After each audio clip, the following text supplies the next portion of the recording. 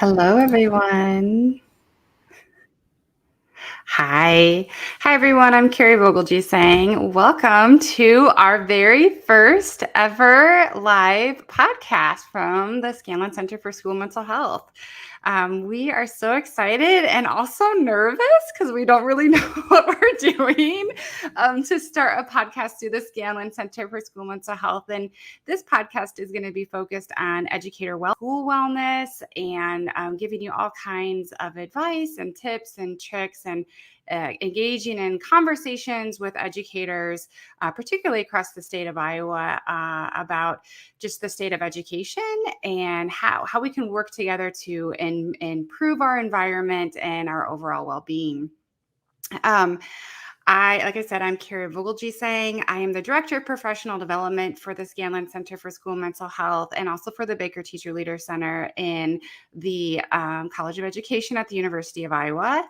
And I am very passionate about this topic. This is the work that I do in the college, teacher professional development, and I've moved into mostly educator wellness work with schools as of late. So I am so unbelievably honored to have our first guest be Dr. Peggy Swarbrick. She is an amazing human being and has contributed. I can't imagine anybody has contributed more to wellness and to particularly organizational wellness than Dr. Peggy Swarbrick. So I am going to read her short bio and then we're going to get into it. We're going to get into a great conversation with Peggy and just see what she has to offer for us to hear today. So here we go. Dr. Sworbrick is known for bringing the voices and needs of people to the table by collaborating with peer community and family groups to identify and address social detriments that are barriers to recovery and wellness.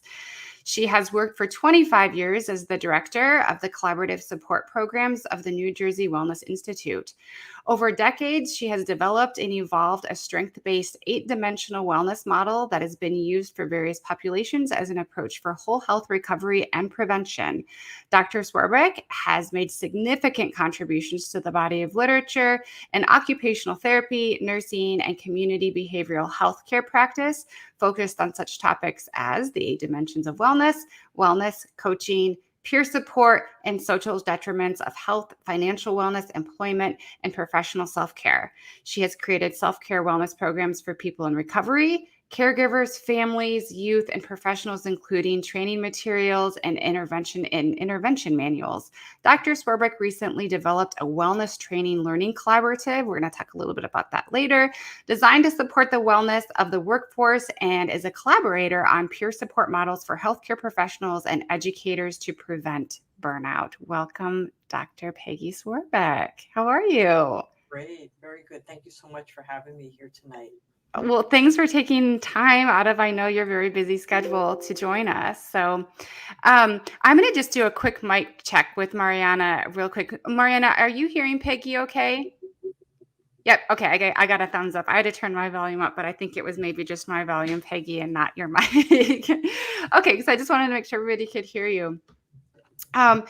So let's go ahead and just get into a conversation, Peggy. I think I'd just like to start. I'm always fascinated and interested to hear people's stories and how you got to where you are today. So when and where did your interest with wellness start? And how did it kind of just evolve to where you're at with it today?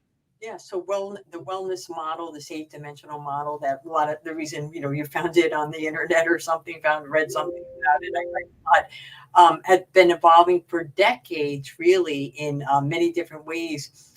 In particularly where it did start was my own life. Very early age, had a very difficult interruption, in grade school into high school and into early college. So had that interruption in my life.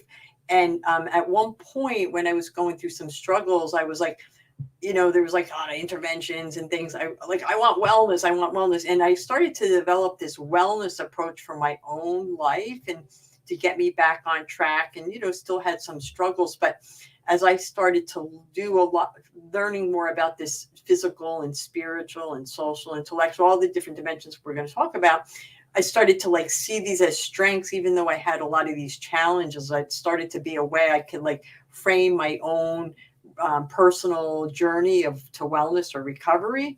And then as I started to go back to, I decided I wanted to help others, young adult, young people. I wanted to help them, wanted to help, people with mental health and substance use and other kind of things, prevent those things as well as manage those things. As I went back to school and got my occupational therapy degree and moved along in my own academic career, I evolved this model to address many different needs, different populations. So it started really from a personal perspective and then started to learn about how to bring it to different groups. And it's been really well received in many different areas, as you can see in some of the different programs we've developed. Mm-hmm. Yeah. Well, thank you for sharing that. Yeah, I think it always, when you're as passionate as you are about something, typically it does start within us, right? It's like something very personal within us that keeps us going, that keeps us interested, that keeps our passion really going. And so, yeah, thank you for that. So when you talk about your interest in, and you develop this interest in, for yourself in wellness, which kind of sounds like you were basically saying to yourself, okay, I'm just in like this reactionary mode and I need to do something more preventative. Would you say that's a fair summary of kind of what you were thinking at the time? In some ways, yeah. And I think it just became, I was pretty immobilized in my life at certain points, type of a thing. And then it was sort of just starting to think about those small things I could do, even though I had a lot of self-hatred and I had a lot of I had a lot of probably internal rage you're dealing with, as a young adult and anyway, and then dealing with certain emotional regulation challenges. This became the way to help me sort of like center me to get through the day even, or get through moments. And again, it just became a way that I started to develop these habits, I called them wellness habits. I didn't want to be on an illness medication. You don't want to have a medication routine when you're young. You want to so I called them wellness habits. And I started to get into these wellness habits that really helped me to manage a lot of dysregulation issues, but also helped me a lot with like disappointments, because I had some setbacks then when I started to have like some of these interruptions in that time.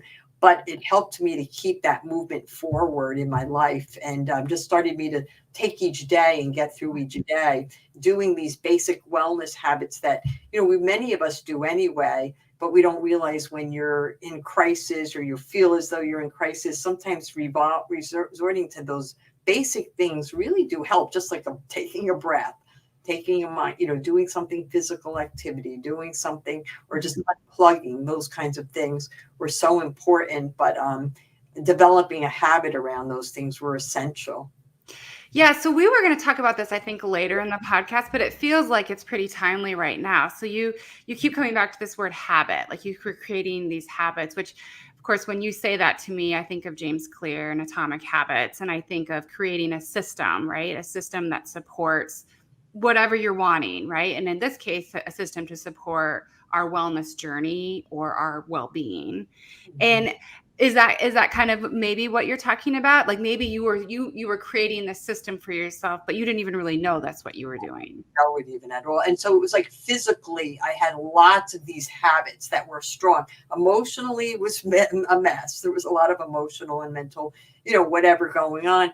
But the physical habits I would get, and it was really great because I see how they would help the emotional or the social things because you'd have social repercussions sometimes. Yeah. So as I started to develop those, become more aware that these physical pieces were strong.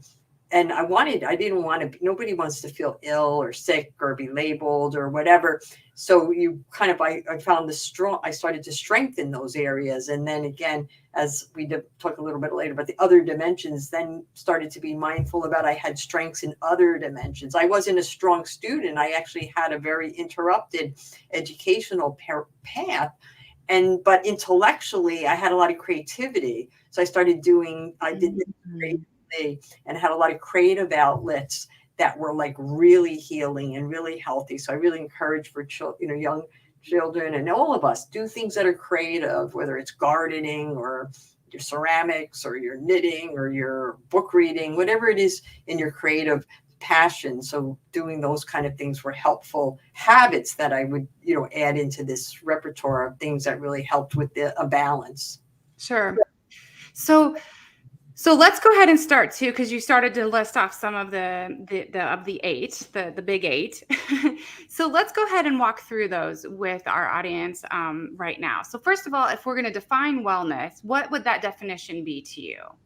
I kind of say it's like this. I mean, I say from a conceptual basis, it's a conscious, deliberate process where I become aware of and I make choices each day. So I become aware of physical and social and intellectual and occupational, environmental, financial, spiritual, these different areas that I realize like I have strengths in all of these areas. I have these needs. The needs sometimes start to pressure us, on like more money, or we don't have the right job, or we're not doing well in school. Like there's needs and things we do, but we look at each of the areas, we really probably have strengths when we think about those habits, especially the wellness habits I have. Like even we think about financial, when people think, oh, I don't have enough money, but are you in the habit of looking at the receipt and making sure you didn't get, overcharged? Or are you in the habit of being mindful of, what am I spending? Did I really need that? Or,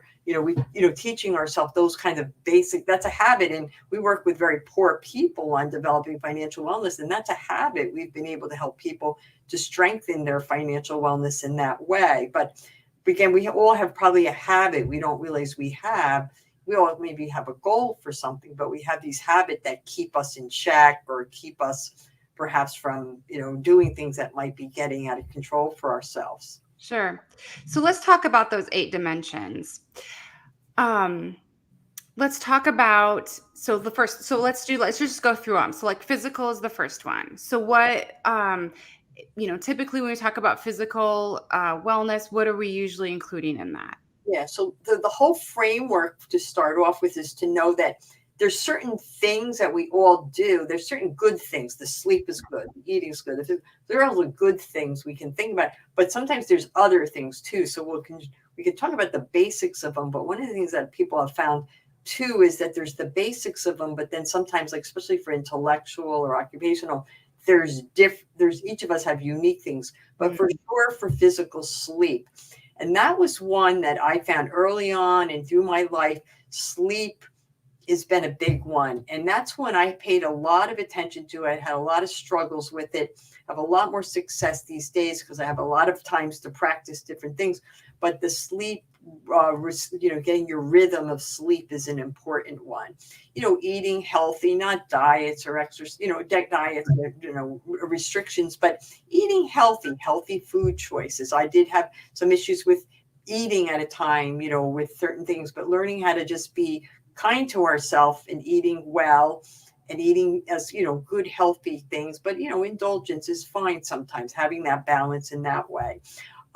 Physical is a big one, finding an activity, and that's what we're finding even more and more, that having some type of physical activity you can do, whether it's even just stretching or moving yourself, can help with stress release, but it's also helpful for our bodies to prevent illness or a lot of times with mental health or mental and emotional imbalances, the physical one gets, affected. So those are some of the core ones, but we also talk about things like getting your checkups or getting your regular preventative care, because that's one of the things why the wellness model became so popular. One of the things that happened had to do with some health disparities around people getting access to quality, timely, preventative care and health care.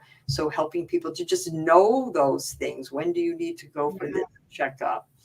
Those are some things. There's many more things in the physical dimension, but those are some of the key ones. Yeah, that sleep one. I get this question a lot too, Peggy, about, what is the most important? And we'll talk about that. I want to ask you actually, because I get that question all the time. But I always say to people, if I had to like list one thing, and like, would you agree? Like, do you think sleep might be like the number one thing?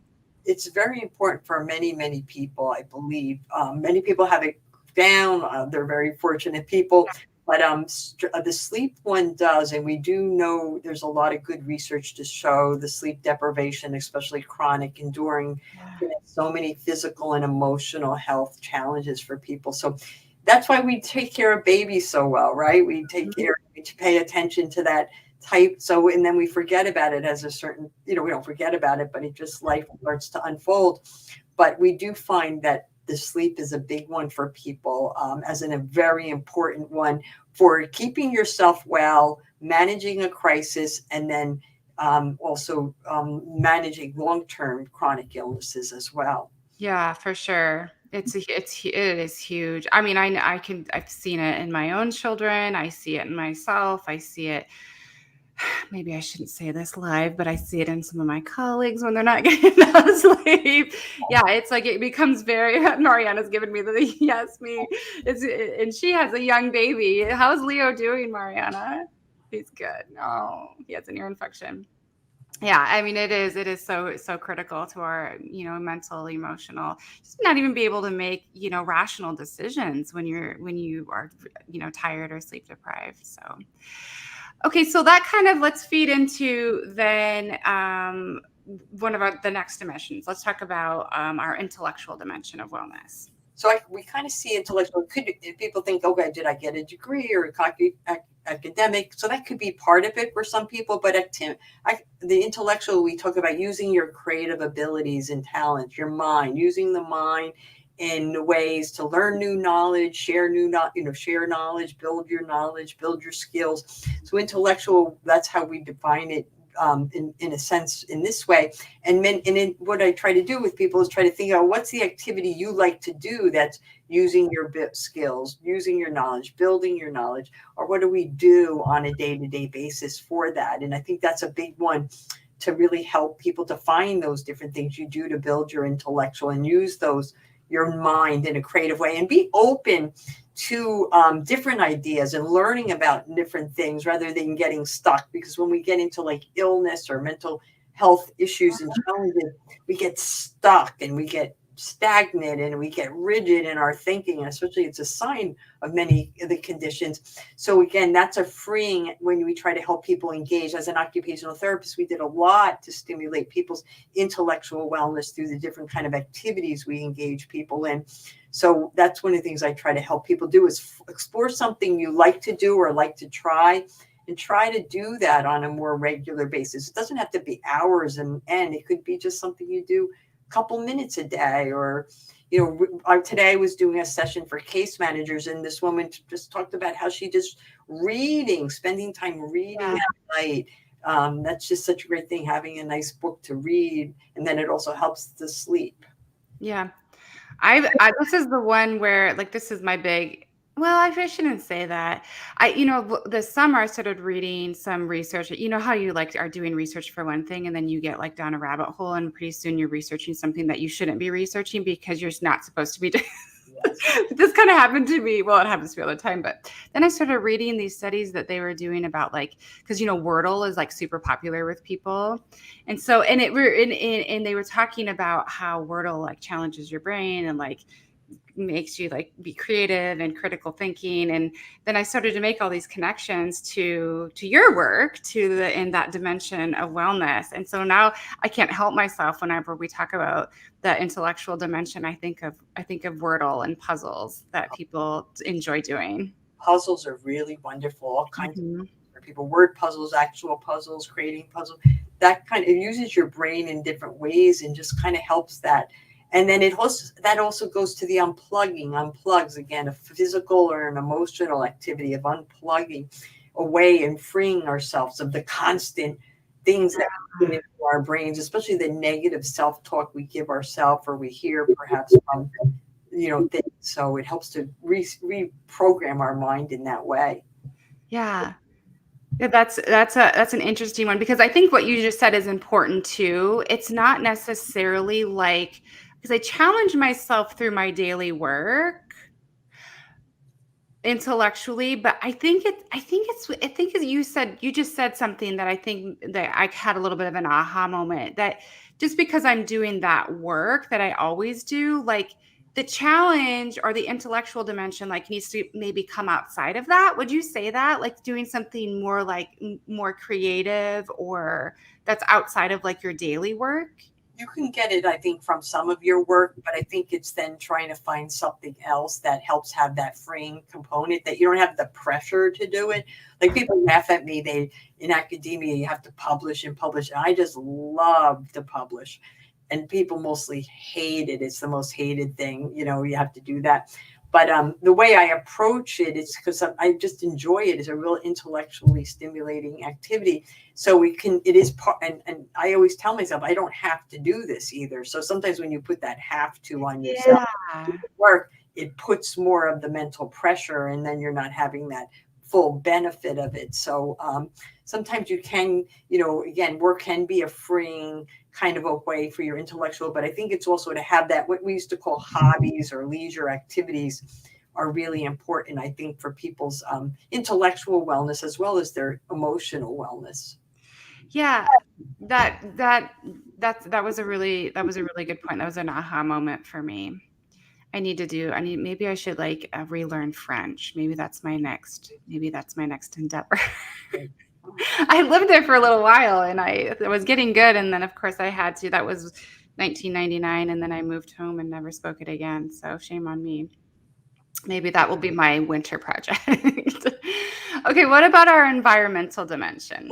Environment, we think about our living, our learning, our working environments, the different environments. It can have a very, I always think about things to keep it close to home. Think about the things in our where do we live? Where do we learn? Where do we work? Where is our community? It's things like having this feeling that safety in the environment, finding ways to make our environment safe. These kind of things promote our wellness, as well as the things in the environment that stimulate us in a way or don't overstimulate us. So being mindful of those kind of things in our workspace, perhaps, or the environments where we teach students, being able to have environments that are fostering the learning process, and then also environments that are not like, many times people have home environments that are, we wonder why someone's acting a certain way, but we don't always know what's going on in that home environment there. Not only the physical environment, but the social environment factors that could be impeding on us. So it's being attentive to those things and trying to build,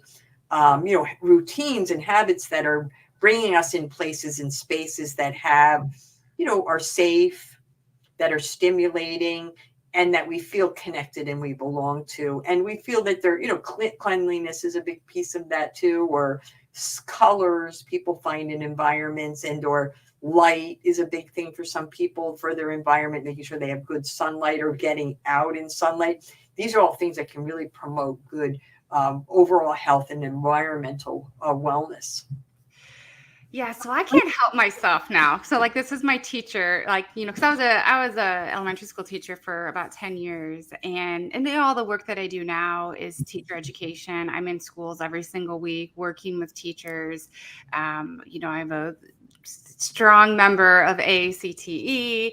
And so when I think about this thinking about the teaching profession right now and how there's lots of teachers leaving the profession. We're having a really hard time attracting educators to the profession. And, we're trying to figure this out as a community, as a profession. And there's lots of things going on, right? One of the things that I've thought about a lot is this dimension with teaching. And so I'd like to spend a little bit of time on this one because I feel like this is something that teachers need to address, and we need to address with our administration too, like together as a team, because I'm not sure teachers feel safe in their environment right now.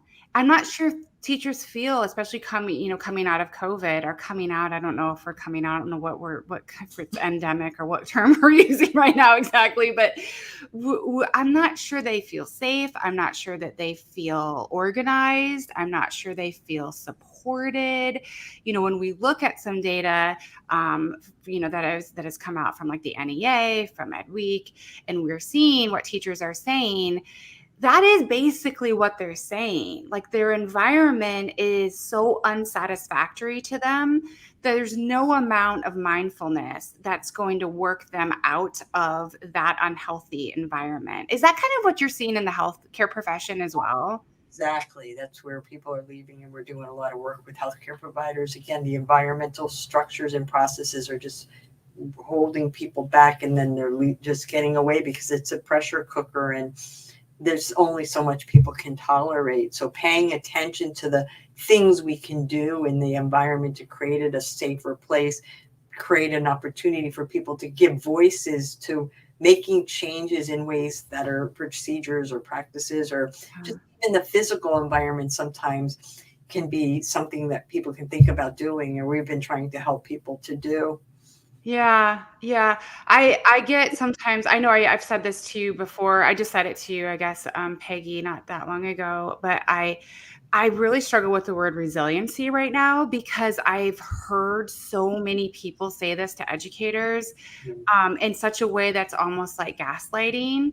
You know, if we just teach you how to be more resilient, it's all going to go away. You just need to like be more resilient. And then we're forgetting about exactly what you're talking about, like the system that's been created that we're having to operate in, and like how that's impacting there's how that's impacting their mental health, their emotional health, their physical health on a day in day out basis. And yeah, I just think that's an interesting one, right? I'm seeing we're getting some comments from people too, maybe feeling like that's real.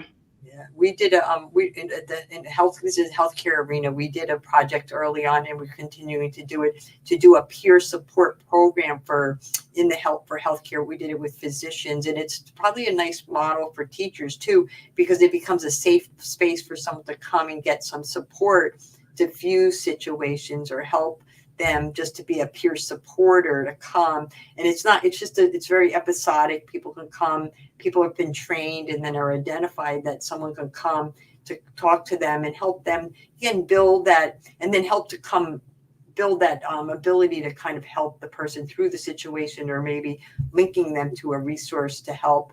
But again, creating a culture that allows that even is in and of itself is a hard thing to do, because in organizations not, but doing things to help people have places to diffuse or to support one another, and also make the changes rather than say, like, blame it on the victim, really, as you're saying. And it's, we're not looking at that, there's a casualty here that we have to help, heal on this process. And bringing the voices of the teachers to the table is an important thing. You're going to get a great, like that I said at the beginning, I'm always coming to people to find the answers. And, if we hear people's feedback and try to incorporate it, it might help make some changes there. Yeah, I agree.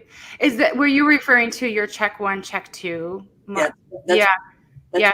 that program. We'll Yes. have to, I did upload that, a PDF, your check one, check two PDF in our system for people who registered for the credit. So they have access to it, but we could maybe figure out other ways of sharing that with people who have joined us this evening too. It's a really good system that I really do think that could work in some of our schools and education. Yeah. So, okay.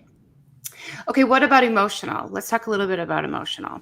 Emotional, kind of those things that we do to keep ourselves, addressing our feelings, expressing our feelings, dealing with the stress, being able to take that emotional temperature that we have, like of us, the emotions high, low, keeping that in balance. And what I find is, we all do things, again, sleep affects that.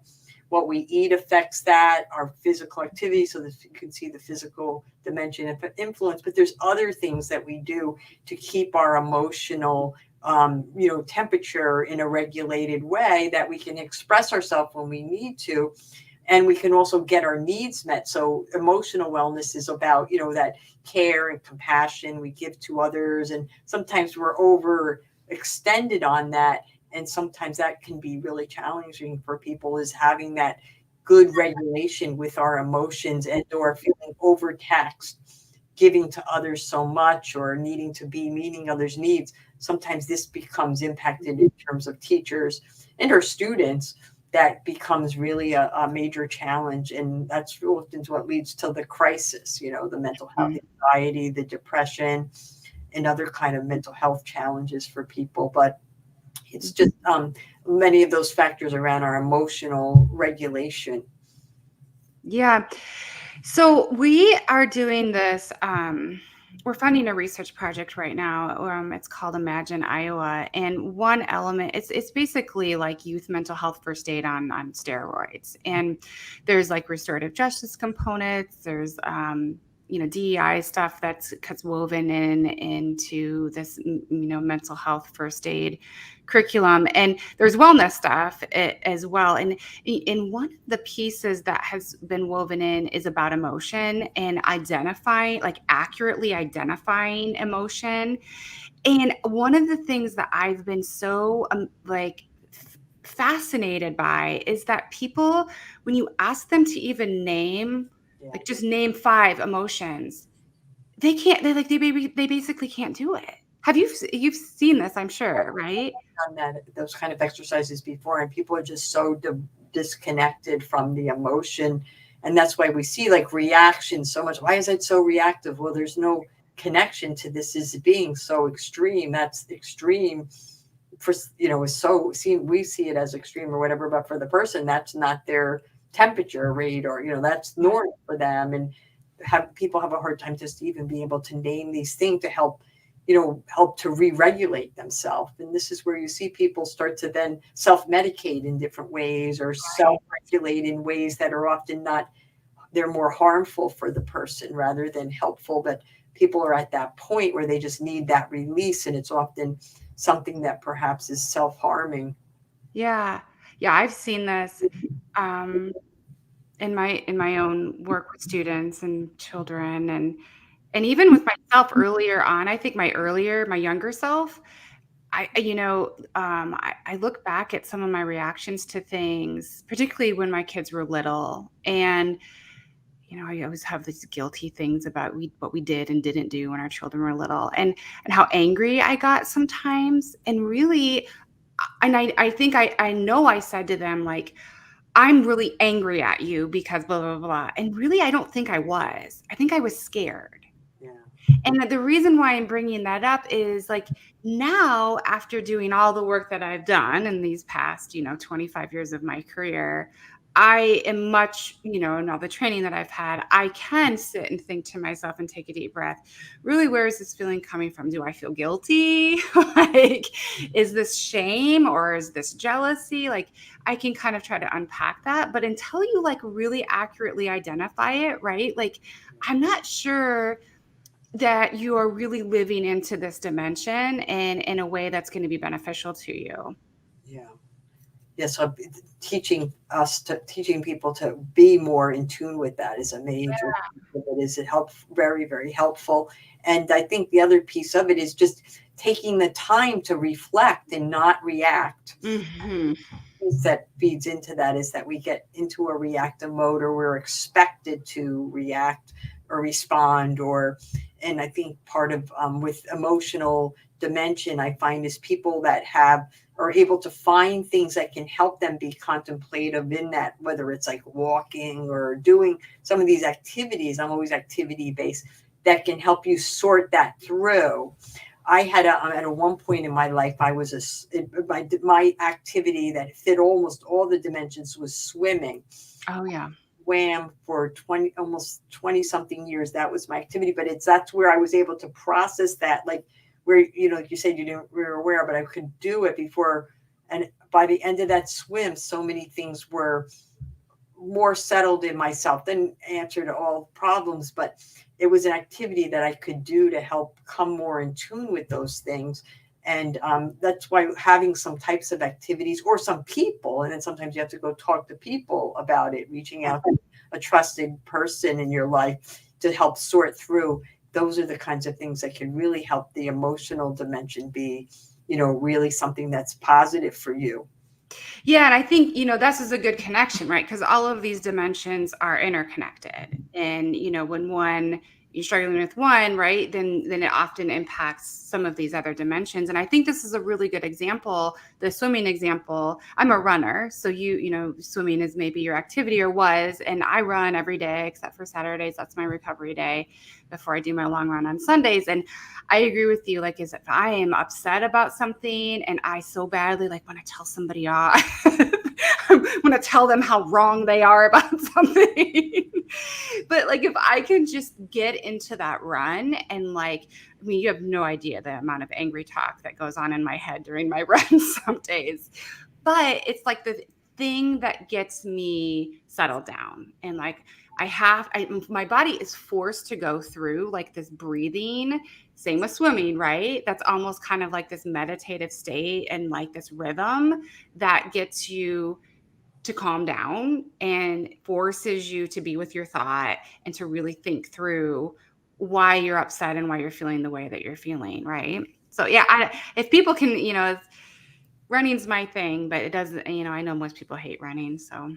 But finding something, whatever it is, walking, moving, whatever that could be for everyone has their thing. And, everyone listening to, there's something you do probably, or you might want to try. And in the swimming one, just kind of that was it. And then I had a lot of things happen to me about 12 or 13 years ago with family losses and deaths, that the swimming wasn't working. And I was like, oh no, am I going to like cycle back? And I had this really, having this, like I had my father, my brother, my mother they both died, and then my mother was sick, and there was career things.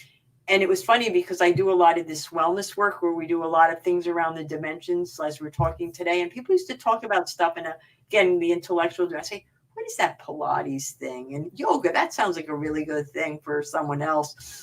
And I started to like look into those things, and then I started to taste test them, trying them out. And then I started to then realize I needed a variety. So I developed a repertoire with with the walking, with the yoga, the Pilates. Now that's my thing. And people are like, you don't swim anymore? Like, because everybody knew me as the swimmer lady. But again, we all have something, or we can then try something new is also another thing to try to help us to think about trying new things that can really help. Well, first of all, I want to say this to you. I'm sorry to hear about your brother and about that loss and that period of time in your life. And also, you just scared me to death, because when you said swimming stopped working for you, then, I immediately started to have a heart attack. Like, oh my God, what if running someday stops working for me? But I agree with you. I used to, like, on my runs, now I like really do get as well, like the breathing that goes along with yoga, and I'm totally bought in. But my friends who are listening right now, they will tell you, I used to like, okay, I'm going to admit something to everybody. I used to kind of make fun of people who used to do it. I used to be like, why don't they do like a real exercise? But like, now I get it. I totally get it. I was just slow to coming into understanding like all of the benefits from practicing it. It's a real thing.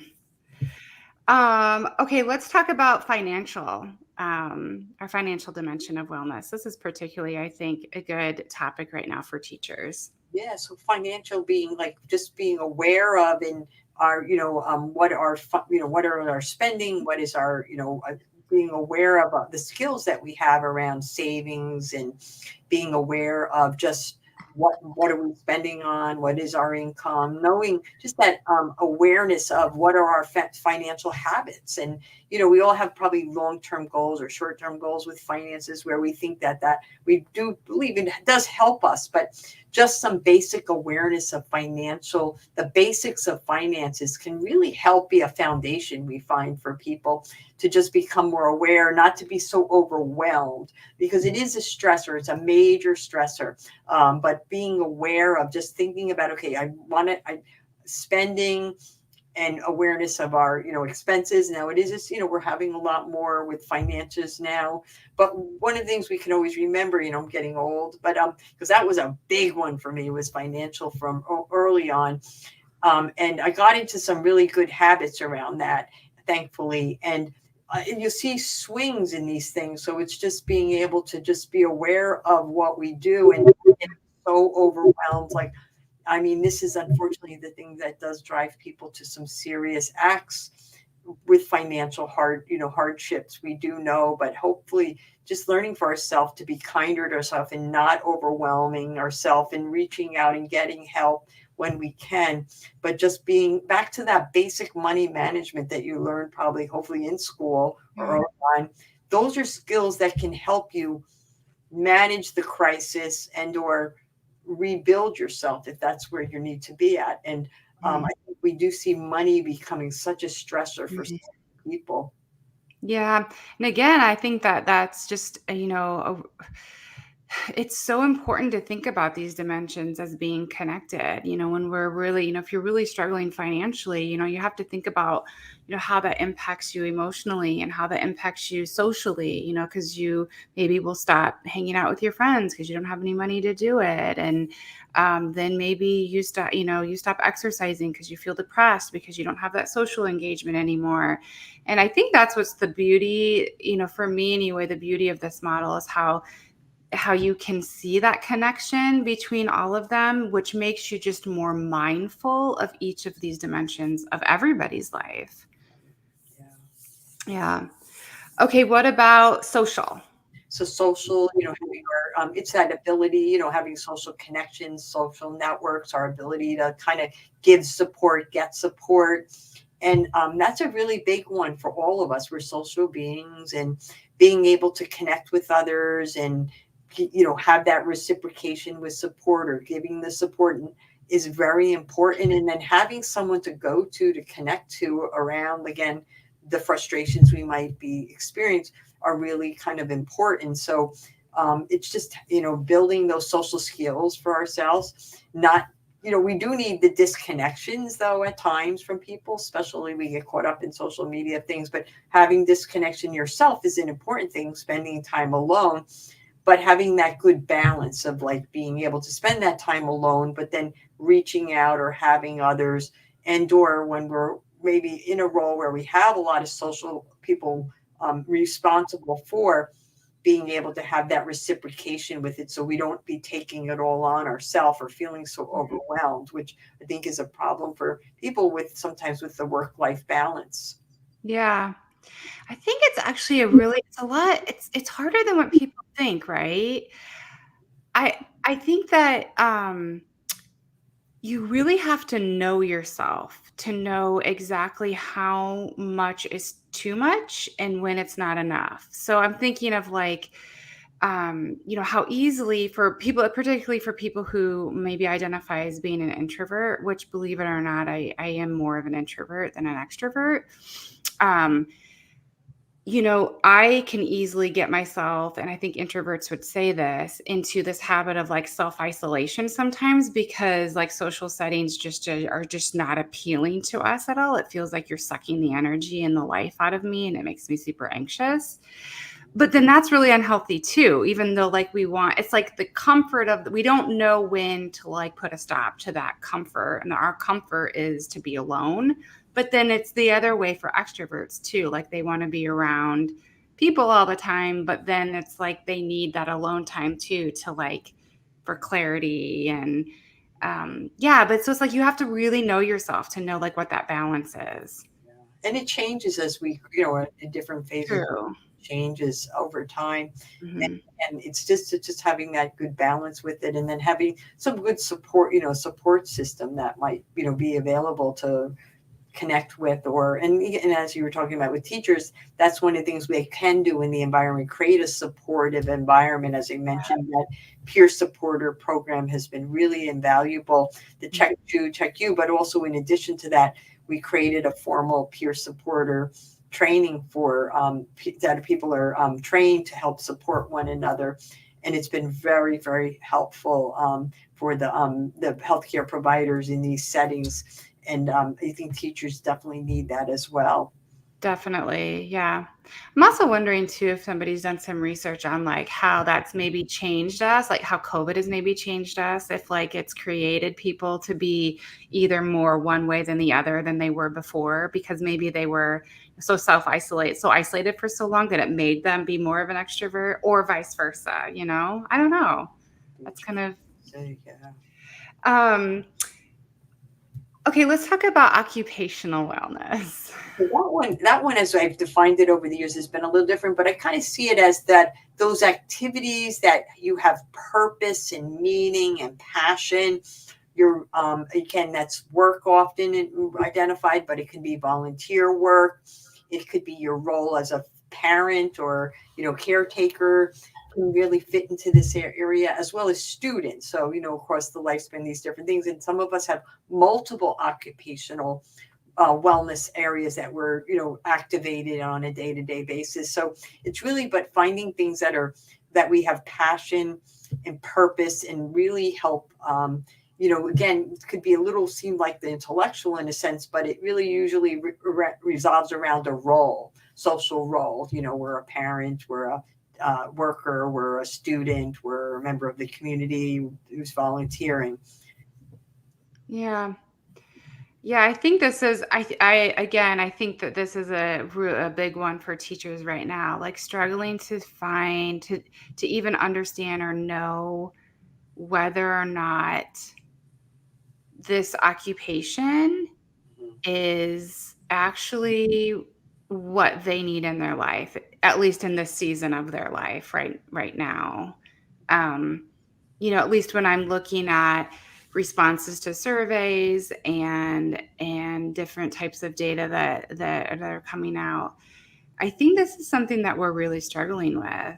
And there's lots of things that feed into it. And I'm wondering if maybe this is also happening in healthcare too. Yeah, I think it is. You see where people are looking at priorities. And again, the greatest thing about the dimension of wellness model, so it started to think when that one's in a little, the career one is a little, so that's really where when we're thinking, okay, keeping ourselves well, okay, am I volunteering? Maybe my volunteer work is going to fill the cup. Yeah. Or my community work's going to fill the cup, or my family. So and then that can help me to have clarity about making this decision, so I don't feel, I don't rush out of it. And you're helping make the decision. And a lot of times, some of those volunteer things we can either do or pursue can maybe lead to a new occupational role that, if someone wants to make a shift. Yeah. That's true. I'm wondering too about boundaries, like maybe coaching people through how we not just set boundaries, but respect boundaries.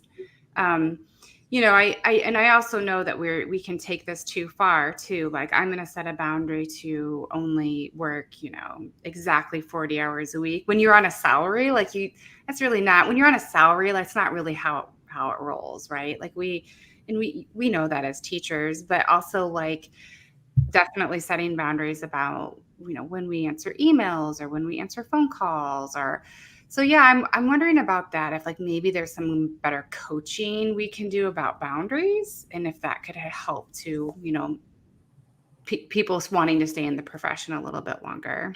What I often do with people around that is I kind of help them like do their wellness inventory. I call it the strengths inventory, where you list out what you do on a day-to-day basis in these areas and where are your strengths. And then what are you doing each day that you have, and almost like getting that calendar and putting Yeah.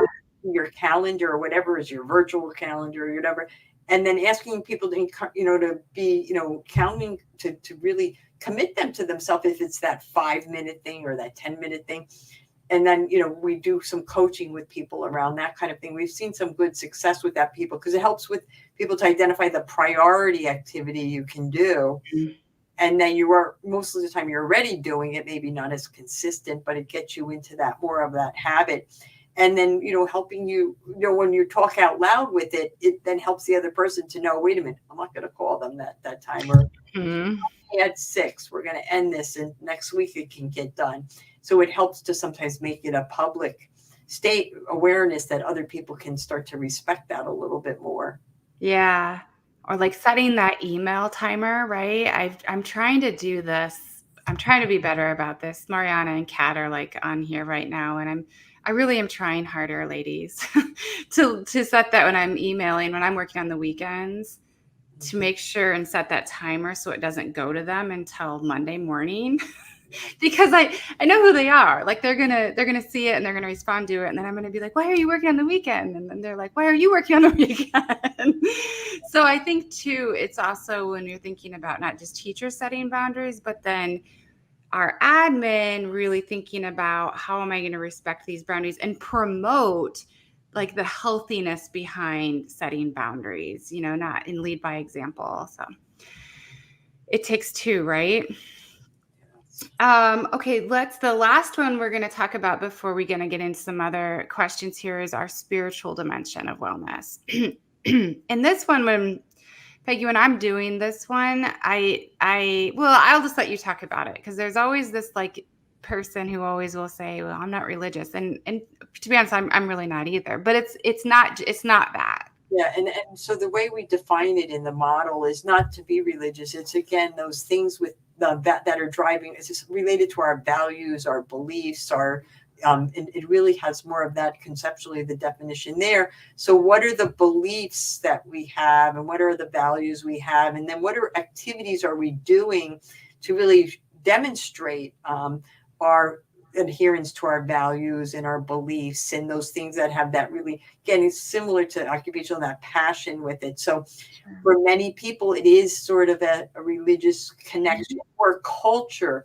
I see spirituality really is connected to culture as well. What are those activities, rituals, habits, we have in your culture that often are spiritual connections? There's a symbolism there. And sometimes people get lost from those things. And that's where I think they are very centering activities, when you have a spiritual connective thing to your culture, or a spiritual connection to your religion, or spiritual thing that you get out of swimming. Swimming was my spiritual activity for I get that. But and again, walking for me now is my spiritual activity. People go, what, walking? Yeah, but it is. I get it. It's just a piece. Again, it's more spiritual for me to walk and do the walk that I do than it is even physical and or emotional. Yeah. It helps me again get clarity on those things. But I do think that I think many people do have religious practices that they do that fit this, and that's the nice thing about the wellness dimensions in the model. It's you can really fit it to your own life, your culture, your age, where you are in the lifespan. Yeah, that's a perfect segue, actually, because one of my questions was about identity or culture, and maybe thinking through how does identity and culture play into the 8 dimensions of wellness, which you're already speaking to a little bit. Yeah, I think it hits in the spiritual dimension a lot, and it manifests itself in any of the other dimensions as well. And when I work with people on this model, I do, we do actually talk about those things. And sometimes people who are, really in a stuck place or in a place, they start to reflect on those things and think about some of their cultural practices that they've let go, or they're not as following through, and it helps them sometimes to reactivate those things, or perhaps start to think about how to reconnect with maybe their spiritual communities or those spiritual cultural practices that they have. So it definitely has in the way people do define wellness personally, definitely has an influence on their cultural upbringing, and even just subcultures, of youth versus teachers. We're all a culture, there's healthcare as a culture. So the model does manifest itself in different ways, even in those kind of in our cultural groups, but also the activities we do really can be driven by our culture. Yeah.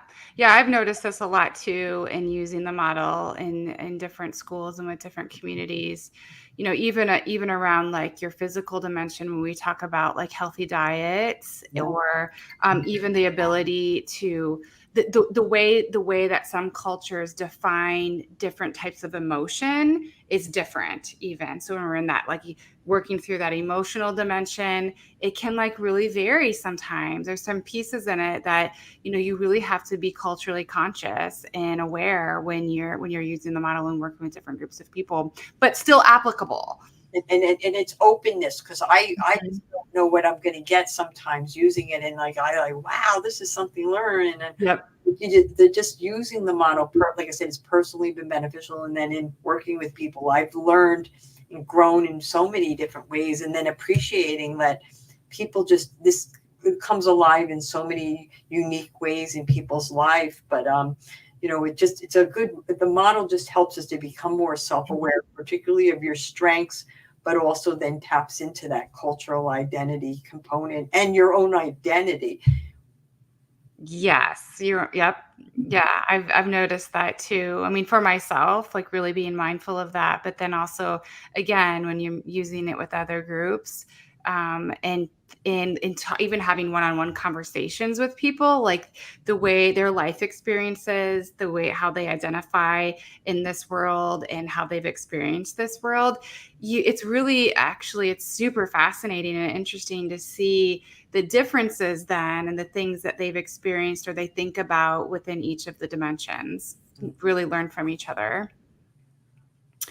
I'm going to be mindful of our time. We went through the 8 dimensions, which was awesome. And I really wanted to talk about that cultural piece, which was really great. I'm wondering right now if it would be a good time to just pause a little bit to see if anybody who's joined us has any questions. And maybe Mariana and Kat, you can help with this if anybody submitted a question. And if not, then I have a million and one things that I always want to ask Peggy. So I'm not seeing any reaction from Kat. Oh, here. Okay, so we have what role is media playing and not feeling safe? So one example is I'm so sick of the furries cats in school. So I don't know if you're familiar with furries, like this we'll talk about that. That is constantly being spread on social media and is so untrue. So I think this person is wondering, like, is the media feeding into this idea that like schools are not safe, and so then that's like putting teachers on high alert and creating us to feel like more unsafe, and maybe in healthcare as well. Yeah, I mean, I'm sure there's definitely. I think the media's done a lot to put a lot of gasoline on fires. So, I think there's a lot of things blowing up in that way. So, and I think that we have to be conscious of that. But I think one thing I find for wellness with I talk to anybody is like cutting our social media connection and the reactivity again. Talking about that emotional dimension is like really being conscious of not like it's all going to be out there and things, Yeah. but perhaps like minimizing how much we're responding or reacting or taking it on is the way I kind of see the way I try to approach the thing, because it seems like it can just that kind of keeps the feeding of it. But there's it's an unfortunate way, and that perhaps there is a bigger focus, and then again people become this is bad, and like you say, it could be bad, but maybe not as bad with people. So it's trying to help people to not, to consume that media in, and not totally take it as like the fact or the absolute. But it sounds like it's like definitely probably it is probably influencing this in some way, I would think. Yeah, it's like the media thing. It's like, sometimes we really want them to highlight certain things that are happening in a certain profession, in the teaching profession. And then other times I agree, Don, that like sometimes it's just like, wait a minute, you guys are like taking this to an extreme, to the point where you're like creating fear where there doesn't need to be fear. So I agree. Like, what is a healthy dose, and keeping, your critical thinking hat on and your own like rational perspective when consuming that media and that information is really critical. Keeping in mind the balance. So there's that side, but what about the other side? Like where's there's so many wonderful teachers. There's so many things of stories of teachers that are doing some amazing things, like helping the media to go look at that and counterbalance, showing both of those things. Yeah. So I was actually just reading a study in Ed Week this morning, and this reminds me of it, Peggy. And basically, it was it was some qualitative data that they had. Basically, in addition to, so there was like this quantitative data that was talking about all the teachers that were leaving the profession and how they were just miserable. But there was also this group of teachers who were commenting that they actually have like in some ways during COVID, like thrived and they like their job even more, but they're like ashamed to talk about it. They're because not there was some shame that was being brought up in this qualitative data, but also like they felt guilty. And so they didn't want to like be public about like the positive side of some of the stuff that they were feeling and experiencing because they felt bad because they knew that their colleagues were not feeling, some of their colleagues weren't feeling that way. So I think that's really interesting, right? Like Yeah, there are two sides. yeah, yeah. There's that. Yeah. So, okay, we have a good one from Wendy. So, let's see what Wendy has to say. So, Wendy, I have seen some models that have 10 dimensions. Yep, this is true. Cultural and sexual were two additional dimensions, wondering where those might come in. And we kind of talked about this, but do you want to say a little bit more about this, Peggy? Yeah, so there's different dimensional models. There's 4, 6, 8, 10. And so they could come into the, sometimes people talk about the sexual dimension as being separate or the cultural being separate. And we've just had this 8 dimension and kind of stop there in a way. But I think those are two areas that could sometimes come into some of the other dimensions, and or they might need their own. And you will see other models that have perhaps 10 or 12, even up to 12 I've seen. But the way I conceptualized this over time was just more for the 8 areas, but those are very important areas. And I think most things I see as through the culture of the cultural lens, I think fits in all of the dimensions. But I think if you're using the model, you want to develop this yourself. People would always say, you don't have enough. I'm like, but you take this and do what you want with it. I went from 5 to 7 to 8. So over time. So I think if you want to use it and want to add those, that's fantastic. Especially if it meets the needs of the people you're wanting to help work with this on it. You always want to be meeting people's needs. Yeah. Yeah, I agree. And I think it's been pretty easy for me to, at least when I'm teaching it, to loop in identity and culture within each of the dimensions when I'm talking about it. And in fact, I have drawn like a cultural and identity like wheel around the wheel before on the board.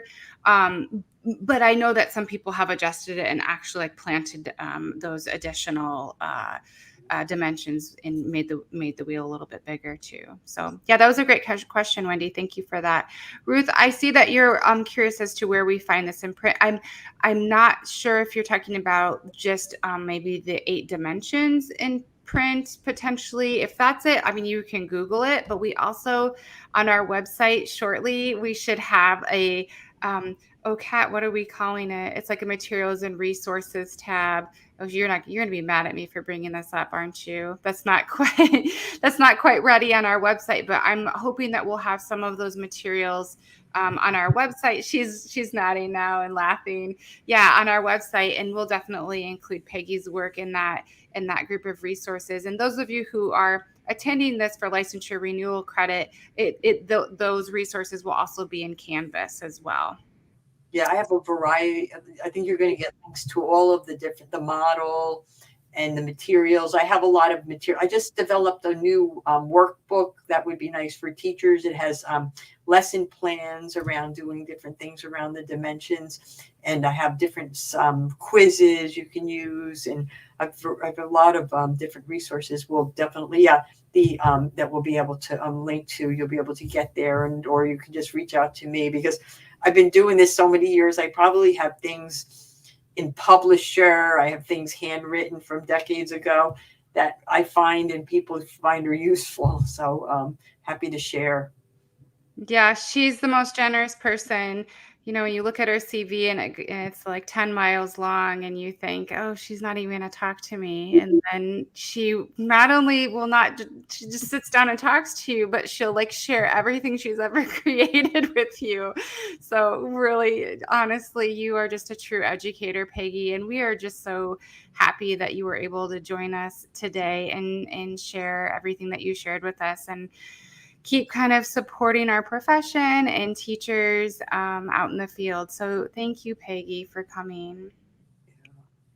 Thank you for. Oh, yeah. I think I have one more question for you before we leave tonight, and it's kind of a question bringing it back to students in our classrooms, which is if you could recommend like one thing for educators to do to be able to translate all of this information to students, how would you recommend they do that? Well, I think there's a couple different things you could think about. Is kind of perhaps in I think I told you this. I had to do a lot for high school students a couple of years ago, and I did a whole thing for some children and stuff. So what do? I say, oh my God, now I started this as that age, so but that's 40 something years ago and whatever. So find my nieces, pull in my nieces and the kids. So I worked with my niece on it just to do some reality check on it and some PowerPoint help to make it boil down to them. But I think you could perhaps, do some work with a youth group to kind of look at it, give some feedback on some of the language, and then introduce it. They loved it. I organized a couple of youth groups, helped them do some conferences around the wellness. We did these wellness fairs there. And then just recently we did some stuff online with it during the pandemic. And so I would say just get a couple people, younger folks to give you some feedback and help, but introduce it. And I think it could be a nice part of health class or education. You can integrate it into a couple of your courses for students, like some of these topics you can figure out and titrate it. You can say, here's the dimensions, but then the specific ones. But the young adults love this. And again, they have their own cultural spin on some of the things. But I was so surprised with my nieces, and I did share with Carrie in their group. She wrote for our newsletter. We do this newsletter. She's written for me. And it really resonated well with some youth and young adults. So I definitely think they probably have many more great ideas to even help you bring this model alive more for them, and also could help the teachers. Yeah. And I think I really look at it as preventative, and coupling this with our SCBH information and interventions that we're implementing in schools. It doesn't have to be like, we oftentimes think of initiatives like PBIS and then SCBH curriculum and wellness as like totally separate things, and they're really not. They are supposed to be complementary and coupling each other and building off of each other to create a preventative like system that supports your wellness journey and your well-being. And Wendy said she's using it with her high school students. Oh, good. It up well. Good. Perfect. Well, thank you so much for joining us today, Peggy. It was really, really wonderful having you. And I want to thank all of you educators or people out there, maybe in the health profession, anybody who took time out of their busy schedules on a Wednesday night to be with us this evening and engage in this conversation. I think it's really important. And I'm so happy that we have started a podcast. I'm so proud of us. Thanks, team. And thanks, Peggy, for being our very, very first guest and kind of our guinea pig. So hopefully you will join us next month. I'm looking down at Mariana and Kat. What is the date for next month? What is it? November 17th? I can't remember. November 6th? No, I'm going to be in Norway on November 6th. Is it 16th? Yeah, November 16th. Okay, so hopefully we will see you all back here November 16th. Take care, everybody. Have a great Halloween in October, and I'll hopefully see you November 16th. Be well. Bye. Be well, yes.